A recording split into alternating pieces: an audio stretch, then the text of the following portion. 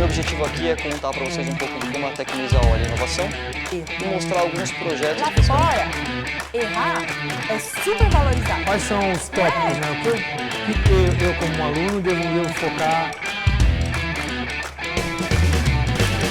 Olá, tudo bom com você? Eu sou Danilo Lorenzeto e hoje nós vamos falar sobre gerenciamento de projetos. Primeiramente, eu gostaria de agradecer aí ao convite para o Congresso. Eu acho uma excelente oportunidade para adquirir conhecimento. Tá legal? Bom, eu sou engenheiro civil, formado pela Universidade Estadual Paulista, pela Unesp, lá no campus de Ilha Solteira, na turma de 2008. E também sou gerente de projetos. Eu tenho um MBA de gerenciamento de projetos pela Fundação Getúlio Vargas.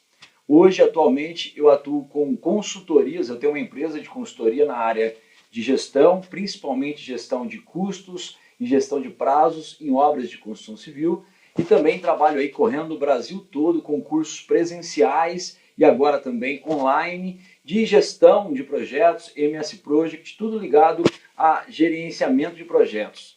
Tá legal? Bom, primeiro, eu gostaria de falar para vocês o seguinte: há uma pequena confusão quando a gente fala de gerenciamento de projetos ou de gestão de projetos. Algumas pessoas tendem a achar que nós estamos falando do gerenciamento da confecção dos projetos de engenharia, quando na verdade nós estamos falando em projeto num sentido mais amplo, no sentido de projeto de vida, de empreendimento, de obra, tá? Então, para começar a nossa conversa, nós vamos esclarecer bem qual é a definição de projeto.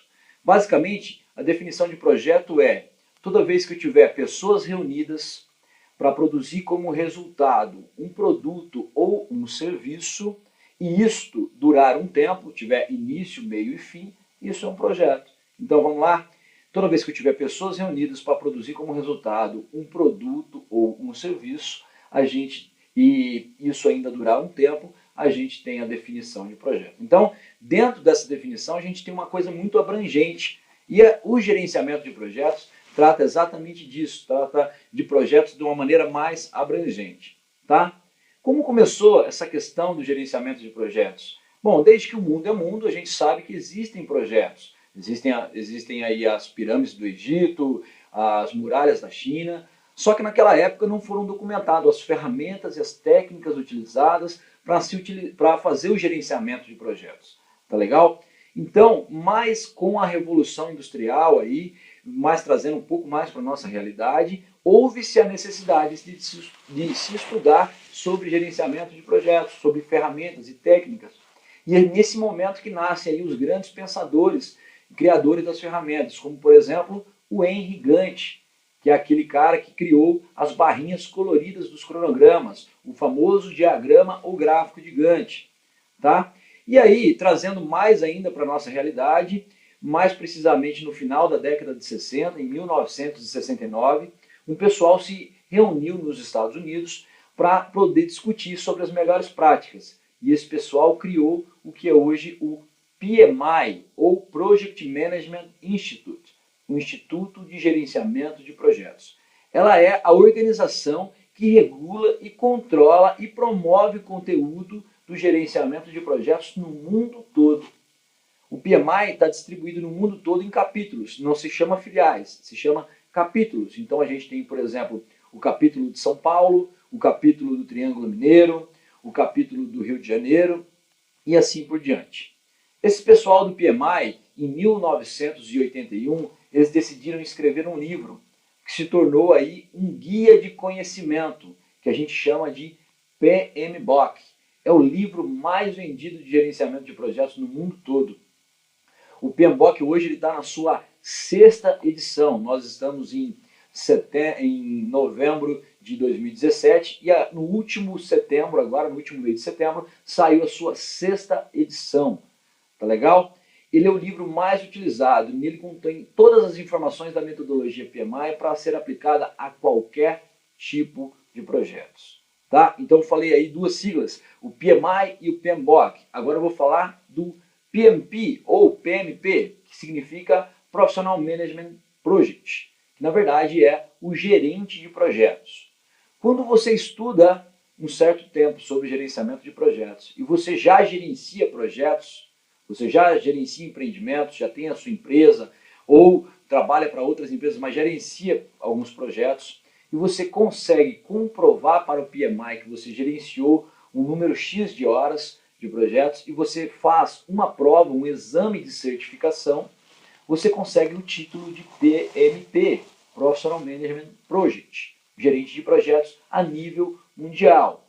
Para você ser um gerente de projetos e ter o selo do PMI, o PMP, você tem que fazer essa prova, esse exame de certificação e comprovar aí 4.500 horas de gerenciamento de projetos, tá? Mas não se preocupa, se você só estudou sobre gerenciamento de projetos, mas não tem o número de horas suficientes, existe ainda uma outra certificação que se chama CAPM, que é quase um nível técnico, posso dizer dessa forma.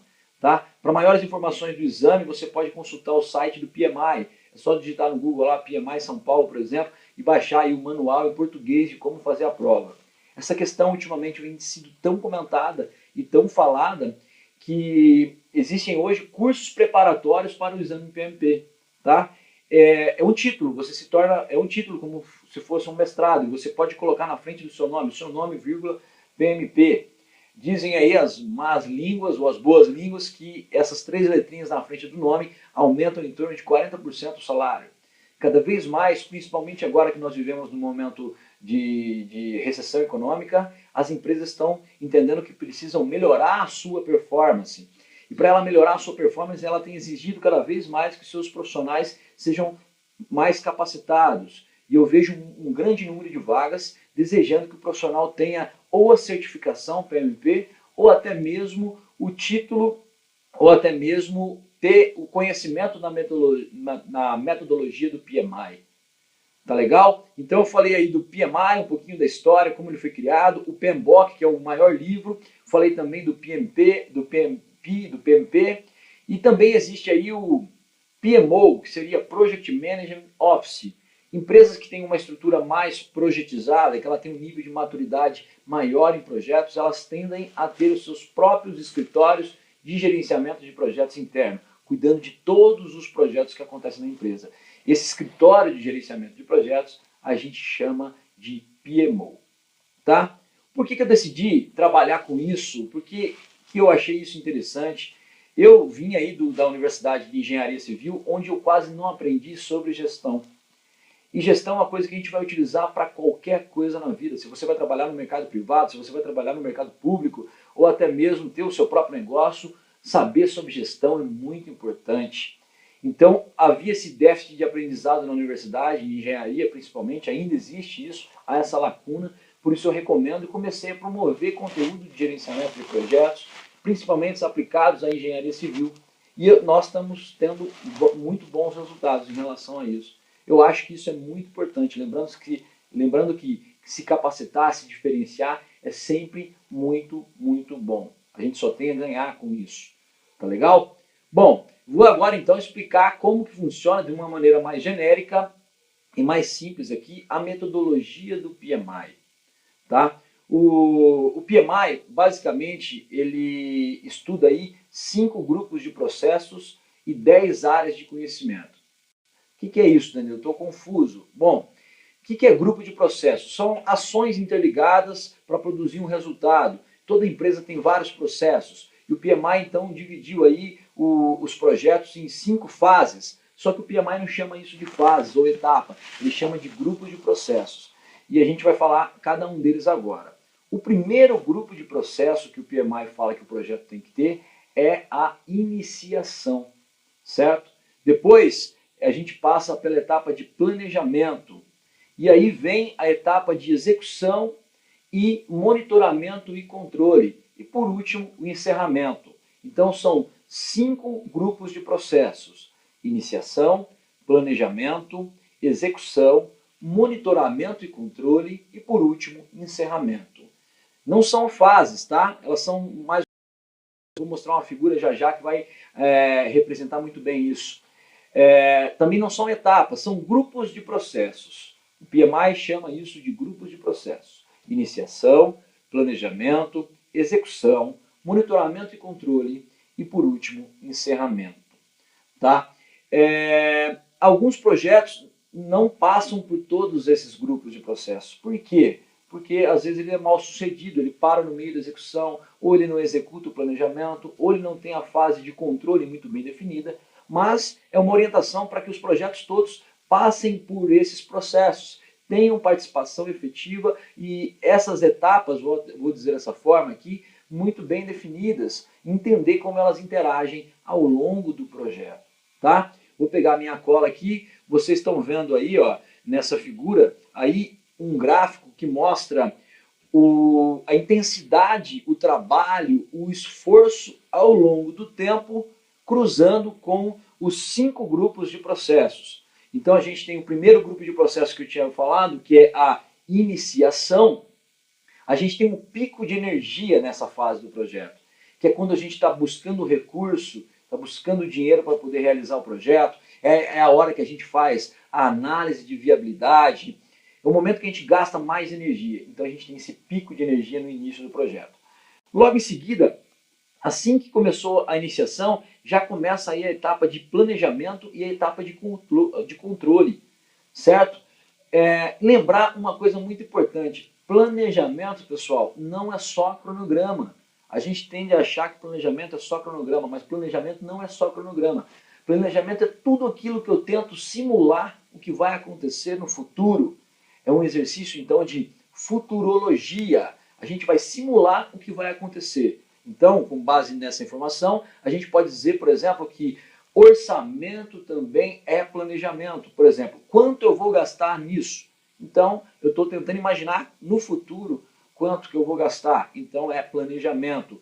A confecção dos projetos, os projetos de engenharia principalmente, é planejamento também. Por quê? Porque você está detalhando o que você vai realizar, qual é o seu trabalho, detalhando o escopo. Vocês compreendem isso? Entenderam? Então, planejamento não é só cronograma. Obviamente, cronograma também faz parte do planejamento. Então, tudo aquilo que eu conseguir simular que vai acontecer no futuro e organizar para entender é planejamento. Aí, então, vocês olhando o gráfico, vocês entendem aí, ó. Aí eu começo a execução. Vocês perceberam que o grupo de processos controle, ele começou lá praticamente junto com o planejamento. Porque eu já estou controlando o próprio planejamento. Ó, será que eu fiz? Que dia que termina o planejamento da obra? Que dia que termina o cronograma? Que dia que termina o orçamento? Que dia que termina a confecção dos projetos? Eu já estou controlando, já estou medindo o progresso da etapa planejamento. Por isso que ele começa antes. E aí a gente começa a execução. A execução tende a ter esse gráfico, a maioria dos projetos tem esse gráfico na execução. Eu começo fazendo poucas atividades, gastando pouco dinheiro, depois vai aumentando, vai aumentando, vai aumentando. Aproximadamente no meio do projeto eu tenho gasto mais dinheiro, e estou gastando mais dinheiro, e estou realizando mais atividades. Em paralelo, dá uma olhada lá, ó, o controle também aumenta nessa etapa, no pico da execução do projeto, porque é na hora que eu estou executando mais tarefas, então por conseguinte eu tenho que controlar mais tarefas, depois vai diminuindo energia, até chegar no final. E notem uma coisa muito importante, o planejamento não acaba na hora que a execução começa. Ele praticamente está começa a diminuir um pouquinho antes do meio da execução. Por que isso? Porque eu costumo dizer, é até engraçado falar isso, mas a única coisa que eu sei do planejamento é que talvez eu não vá cumpri-lo. Por que isso? Por que esse estigma todo? Por que isso? Na verdade é o seguinte, o planejamento ele é retroalimentado e modificado a todo momento do projeto. À medida que eu vou controlando o meu projeto, eu retroalimento o planejamento de informações, readequo as situações e aí sigo. O importante é que eu tome ações gerenciais o tempo todo para tentar conduzir o projeto para o rumo final, que seria terminar no prazo estipulado e terminar no custo estipulado.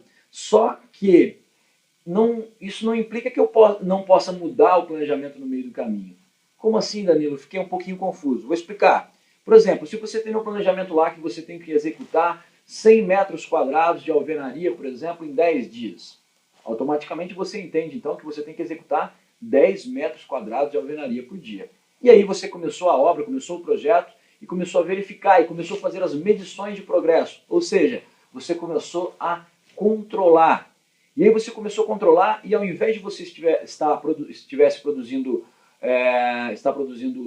10 metros quadrados de alvenaria por dia, você está produzindo 8. Então, 8, 8, 8, você teria que produzir 10, 10, 10, 10. Então, o controle te mostrou a informação.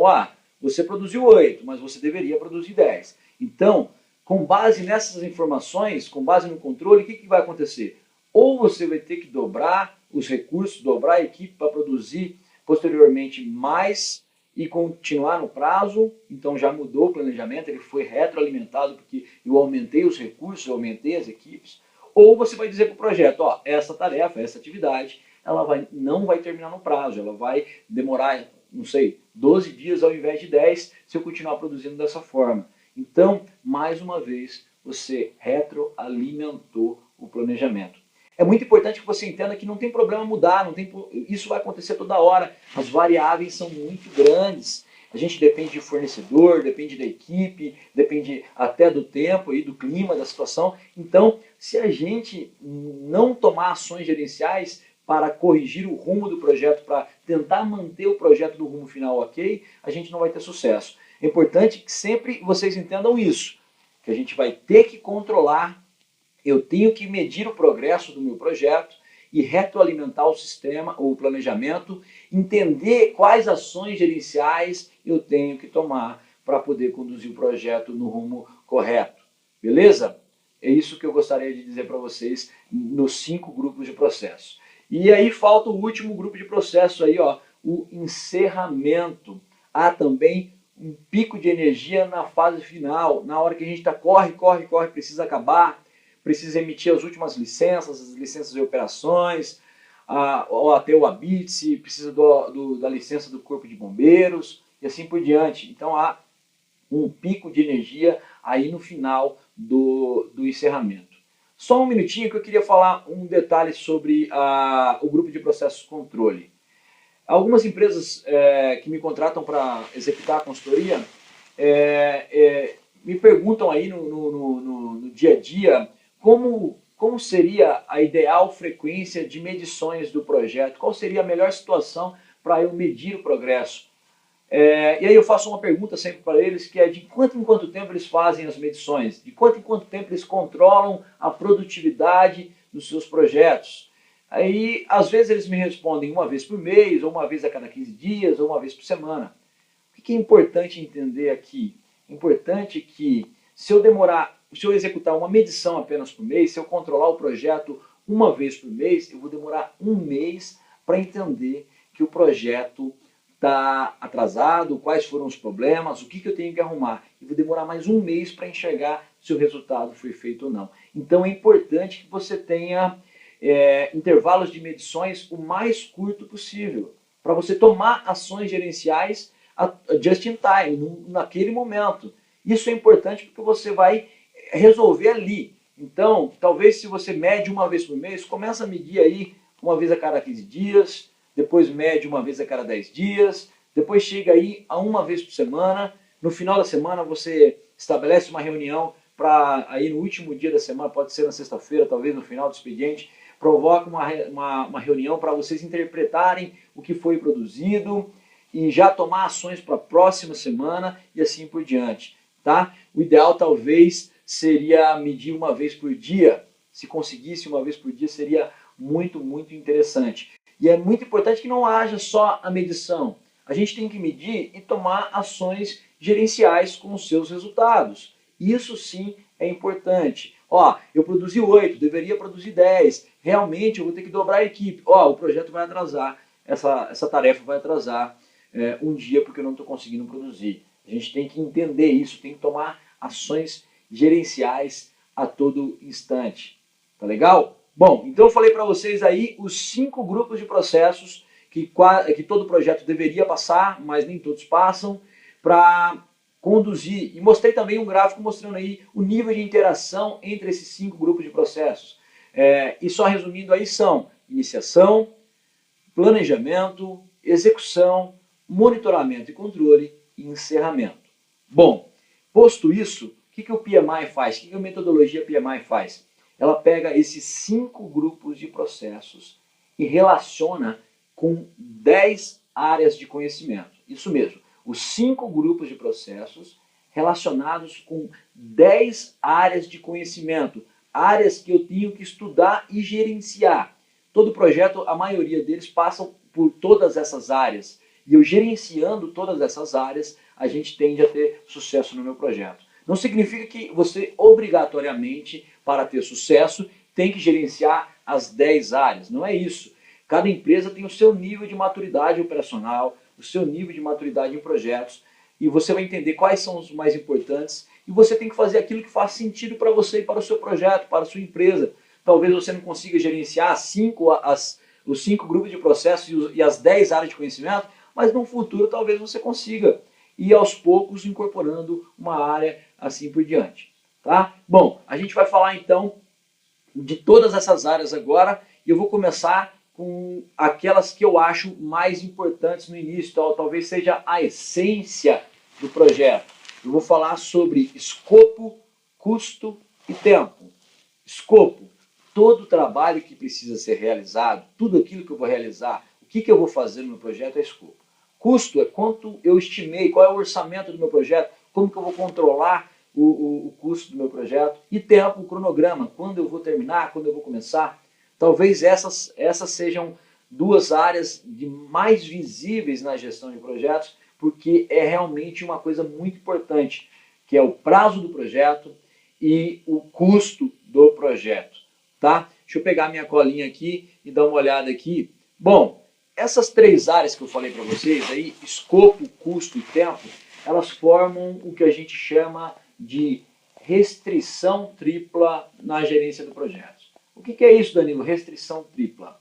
Vamos pensar aí, ó, vocês estão vendo esse triângulo aí, essa figura que é um triângulo, que mostra aí o escopo lá na ponta, aqui no canto de baixo o custo, no outro canto aqui o tempo. E significa que toda vez que durante o meu projeto alguma coisa desses 3 itens aí, dessas 3 áreas mudar, vai afetar as outras 2. Como assim, Danilo? Por exemplo, se eu não tiver um escopo muito bem definido, se eu não sei, por exemplo, lá na obra de construção civil, se o piso que eu vou assentar é porcelanato ou piso cerâmico, por exemplo, eu não sei quanto custo vai ter, eu não sei quanto tempo vai demorar para fazer. Vocês entenderam? Então, o grau de definição do trabalho, do escopo, é muito importante, porque ele vai acabar afetando os outros 3. Então, basicamente é isso. Toda vez que eu altero um dos 3 aí, o escopo, custo, tempo, eu afeto os outros 2. E eu gostaria de frisar bem essa questão da definição do escopo. É muito comum a gente não ter escopos muito bem definidos. A gente não ter projetos muito bem detalhados. Na construção civil e na engenharia como um todo, o escopo é totalmente traduzido pelos projetos de engenharia. É lá que diz exatamente o que eu tenho que realizar. Então, se eu não tenho um projeto muito bem detalhado, significa que a equipe de execução, na hora que for executar o projeto, vai ter dúvidas. E se ele tem dúvidas, o escopo muda. Ou eu vou afetar, então eu não planejei qual seria o cronograma, o tempo e o custo. Tá? Pensar sempre nisso, toda vez que eu tiver um escopo pouco definido, que a minha equipe não tiver com a informação nivelada, ela não souber o que vai acontecer, eu tenho problemas de custo e tempo. Toda vez que mudar o escopo também, a mesma coisa. Eu pintei minha casa de vermelho, mas eu não gostei e eu quero pintar ela de amarelo. Bom, você mudou o escopo inicial, que era pintar de vermelho, você vai gastar novamente mais dinheiro para repintá-la, vai gastar mais dinheiro com material e você vai gastar mais tempo para pintá-la. Então toda vez que você alterar aí o escopo, vai afetar o custo e vai afetar o prazo. Tá? Quero fixar bem aí, essas são as 3 primeiras áreas de conhecimento, talvez as mais importantes, é a essência de qualquer projeto. Então minha dica é, lutem para ter um escopo muito bem definido, lutem por ter projetos de engenharia totalmente detalhados, compatibilizados, sem problemas, para eliminar as chances de problemas futuros na hora da execução. Tá? O escopo, então, é tudo aquilo que eu tenho que realizar, todo o trabalho que eu tenho que realizar para executar um produto, para fabricar, para construir um produto com funções e requisitos muito bem especificados, tá? Às vezes eu não cumpro aquele escopo total e eu acabo frustrando as expectativas do meu cliente. Entenderam? E eu tenho que realmente deixar tudo muito claro e estar com tudo muito bem detalhado. Ainda tenho duas definições de escopo que eu posso chamar de escopo do produto e escopo do projeto. Escopo do produto carro, por exemplo, levar as pessoas de um lugar para o outro com conforto e segurança. Escopo do projeto carro, a construção do carro. Então, basicamente aqui na gestão de projetos a gente fala só de escopo do projeto. Uma coisa muito importante também é dizer que como escopo é todo o trabalho que precisa ser realizado, não é só a parte operacional. Por exemplo, falando em obras de construção civil, o escopo não é só assentar tijolo, só concretar a laje, não é só construir o prédio. O escopo também é aprovar os projetos na prefeitura, vender apartamento e assim por diante. Então a gente também tem tarefas necessariamente não operacionais, mas que são parte do escopo e precisam ser gerenciadas. Tá legal? Então a gente falou bastante aí da restrição tripla, escopo, custo, tempo. Toda vez que eu afetar um dos três, vai afetar os outros dois. Se eu tiver um escopo pouco definido, se eu tiver mudanças, se eu não gerenciar isso, eu posso frustrar as expectativas. Não estou dizendo que não pode mudar, pode, mas tem que ser gerenciado, todo mundo tem que ser comunicado. Tá? E aí eu expliquei detalhadamente o que é o escopo e como se deve gerenciar o escopo. Agora vamos falar do custo, é muito importante, o orçamento. É uma das áreas mais visíveis, como eu disse, da gestão de projetos, porque demanda resultado. O resultado basicamente vem aí do lucro. O investidor, por exemplo, ele está extremamente focado e preocupado com a gestão de custos, se aquele dinheiro que ele aplicou vai retornar da maneira que ele espera. Então a gestão do custo é muito importante. Lembra quando eu falei do controle lá atrás? Então a gente, além de controlar a produtividade, eu tenho que fazer medições financeiras também, controlar quanto que eu tenho gasto, quanto que eu tenho realizado com esse dinheiro, se eu não estou gastando demais, se eu não estou estourando o orçamento, se eu não comprei um material mais caro do que eu tinha previsto, se o tempo está demorando demais e o dinheiro está indo pelo ralo porque eu não estou produzindo. Tudo isso é muito importante. Uma das técnicas bastante utilizadas na gestão de custos, talvez, eu posso dizer aí, uma das mais utilizadas em gestão de projetos para gerir custos e prazos, seria aí a análise do valor agregado. Tá? Talvez numa outra oportunidade eu possa explicar melhor para vocês. Mas vale aí o estudo e a menção aí da análise do valor agregado. Tá? E a gestão de tempo, a gestão do cronograma, também uma das áreas mais visíveis. É muito importante que a gente tem que entender na gestão do tempo, na gestão do cronograma, que eu tenho uma gama de processos envolvidos nisso. Eu vou tentar explicar pouco a pouco aqui alguns para ficar mais fácil para vocês.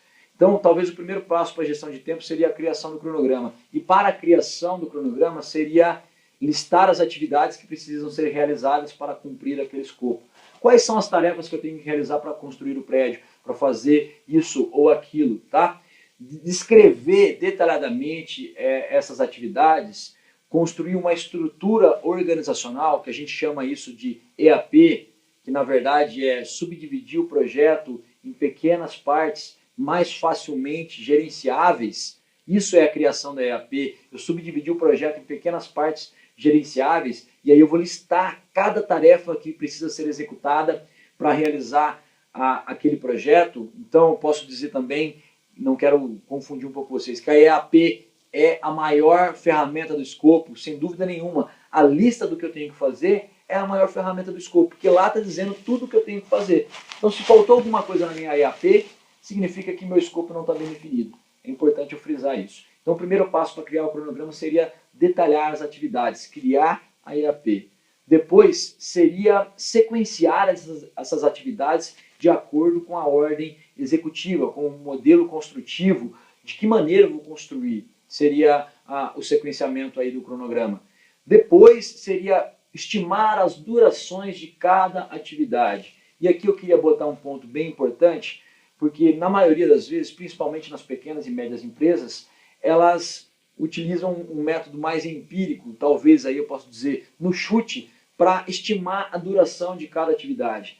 e isso acaba trazendo erros para o projeto. Na verdade, é importante que a gente saiba que na duração de cada atividade, a gente tem por trás de cada duração uma taxa de produtividade. Lembra do exemplo da alvenaria que eu dei? Quando eu falei 100 metros quadrados de alvenaria em 10 dias, a duração é 10 dias. Mas para estimar essa duração, eu parti do pressuposto que eu iria produzir, eu teria então uma taxa de produtividade de 10 metros quadrados por dia. Isso é muito importante, então não basta apenas estimar ou chutar as durações das atividades. A gente tem que verificar como vão ser executadas, tem que balizar com a equipe de execução e principalmente conhecer as taxas de produtividade. Tá? O próximo passo então no cronograma seria talvez eu colocar aí os recursos que vão ser utilizados naquele cronograma. Isso também ajuda na parte orçamentária, porque recursos são insumos que aquela tarefa vai consumir. E esses insumos podem ser mão de obra, material e equipamentos. À medida que eu vou detalhando quais são os insumos que aquela tarefa vai utilizar, se eu colocar preço, eu tenho o orçamento. Essa informação, se eu colocar detalhamento técnico desses produtos, desses insumos, eu vou servir de base para os suprimentos, para o departamento de compras comprar. As quantidades, a mesma coisa. Se eu coloco o preço, desculpa, eu tenho o orçamento. Se eu coloco o prazo, eu tenho o cronograma. Tá? Importante a gente entender aí a criação do cronograma. Mas um cronograma ele não pode existir só para estar lá. É importante que a gente controle esse cronograma. Faça as medições de progresso desse cronograma. Que eu tenha aí, à medida que eu vou andando o projeto, eu vou atualizando esse cronograma e interpretando o que ele me diz. Ó, se você produzir 8 e não produzir 10, você vai terminar 2 dias a mais. Isso é interessante? Não. Vamos tomar alguma ação gerencial, vamos dobrar os recursos, vamos colocar mais mão de obra para poder tentar chegar no prazo. Tá? Isso então seria a gestão do tempo, não é só a do cronograma. Ele também está integrado aí com a gestão de custos. É muito importante que vocês entendam que tudo isso vai estar junto e misturado. Tá? Então eu falei aí de 3 áreas de conhecimento da essência do projeto, da restrição tripla, as 3 primeiras áreas de conhecimento do PMBOK, que é escopo, custo e tempo. Vou pegar a minha colinha aqui e vou dar uma olhada aqui. Bom, e aí foi evoluindo e além do escopo, custo e tempo, chegaram essas novas áreas de conhecimento que vocês estão vendo nessa figura aí, que tem aí basicamente 9 áreas de conhecimento. A gente já falou do escopo, custo e tempo, vou falar agora dessa central aí que é a qualidade. Normalmente a qualidade ela está sempre atrelada a um selo de certificação. Por quê? Porque o selo de certificação, uma ISO 9000, por exemplo, ele vai exigir que você tenha um mínimo de qualidade possível, ou seja, que você executa algumas tarefas com o mínimo de qualidade exigida, que a sua equipe seja treinada e que você faça verificação dos serviços para você obter a qualidade. Então, quando eu falo qualidade em gerenciamento de projetos, eu estou falando disso. E não apenas você ter o selo de qualidade, mas você verificar os serviços, nivelar a comunicação, treinar a sua equipe, todos os processos estarem muito bem definidos e todo mundo está entendendo o que está acontecendo, tá? Basicamente, a certificação com a ISO, ela te obriga a que isso esteja muito bem claro, que você tenha um plano de qualidade, que você tenha um treinamento muito bem detalhado da equipe e que você faça toda hora a verificação do serviço e controle também os fornecedores dos materiais. Tá? Então, basicamente, sempre vai existir aí um selo de qualidade quando a gente falar em gerenciamento da qualidade, em gerenciamento de projetos. Seja ele na indústria, seja na indústria da construção civil, sempre vai ter um selo de qualidade. Quando você tem um selo de qualidade, você tem uma instituição certificadora. Então, isso significa que uma vez por ano você vai passar por uma auditoria para ele verificar e garantir o seu selo. Verificar se você está fazendo as verificações de serviços corretamente, se a comunicação está nivelada, se os processos estão bem desenhados, se a sua equipe está sendo bem treinada, se todos os setores da empresa, o compras, o contas a receber, o contas a pagar, o departamento jurídico, o departamento de vendas, o departamento de engenharia, se eles estão trabalhando com os processos muito bem detalhados, todos eles sabem basicamente quais são as ações que precisam ser realizadas. Essa auditoria vai fiscalizar isso, tá? Então, resumidamente, é isso aí a gestão da qualidade. Essa é a 4ª área de conhecimento que eu comentei com vocês. Outra área de conhecimento que a gente já comentou e falou aqui, olhando aí na figura, a gente tem a área de aquisições, ou suprimentos, ou departamento de compras. Todo projeto vai ter aquisições, muitas aquisições, por sinal. Como eu gerencio essas aquisições? Será que o meu processo de compras está bem nivelado? Será que eu estou executando bem as compras? O meu material está chegando antes da utilização? Eu estou ficando com muito estoque? Eu estou pagando um preço correto? Eu estou com um prazo médio de pagamento interessante?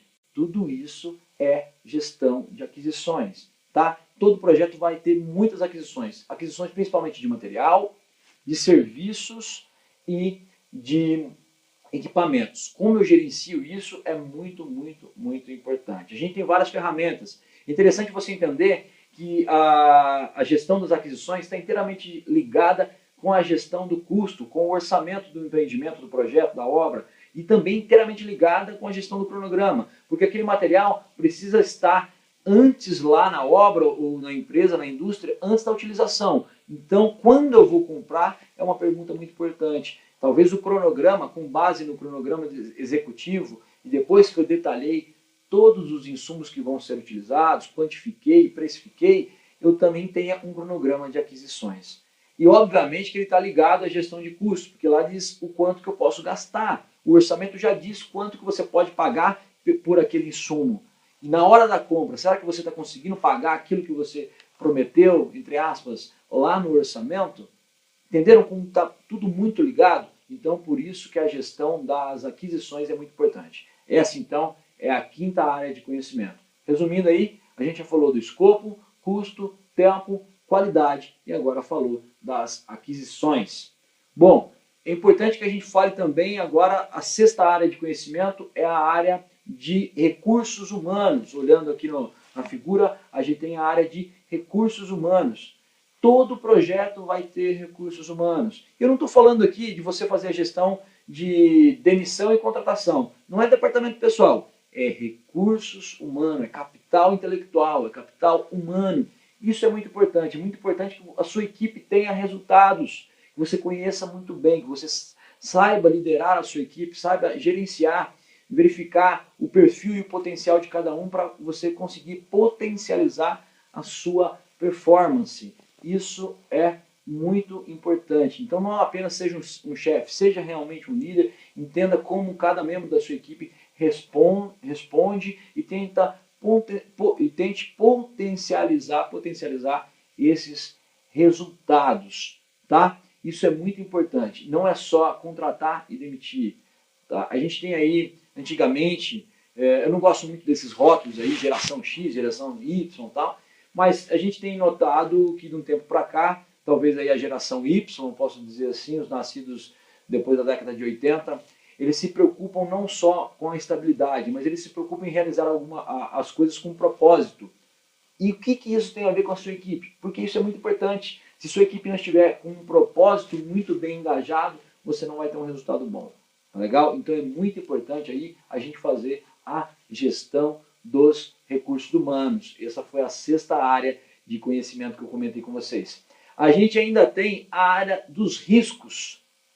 Talvez uma das áreas mais difíceis em gerenciamento de projetos é a área da gestão dos riscos, porque a gente não sabe se vai ou não acontecer, tá? Se a gente não tiver um histórico ainda, piorou, vai ficar muito difícil. Talvez então não. Uma dica que eu vou dar para vocês para poder fazer uma gerência de riscos seria, antes de começar o projeto, então lá na etapa do planejamento, fazer um planejamento de riscos.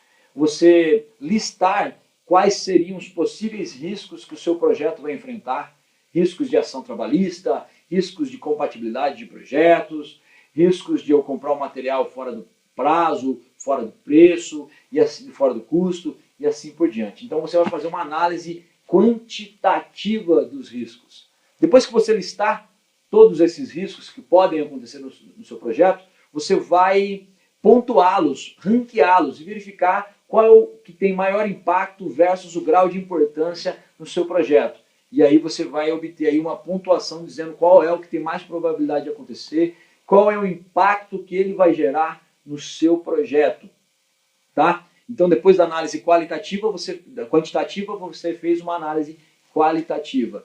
Depois que você fez essas duas análises, é importante que você já estabeleça, nessa etapa de planejamento, as respostas que o projeto vai ter para aquele risco. Se acontecer aquele risco, você já vai executar determinada ação. Então, lá na etapa de planejamento, você já tem planejado o que você vai fazer caso aquele risco aconteça. Você já tem uma estratégia de resposta àquele risco. E agora também uma outra dica, talvez o mais difícil, é pegar essa lista toda pontuada e com estratégias já pré-estabelecidas e colocar uma previsão de gastos, de sobressalto no orçamento que você vai ter caso aquele risco aconteça. Talvez colocar dinheiro nessa lista seja mais difícil. E aí depois você vai somar essa grana toda e você vai incorporar essa parcela ao orçamento do projeto. Então, se caso algum daqueles riscos aconteça, você já tem uma reserva de dinheiro, já tem uma estratégia de resposta.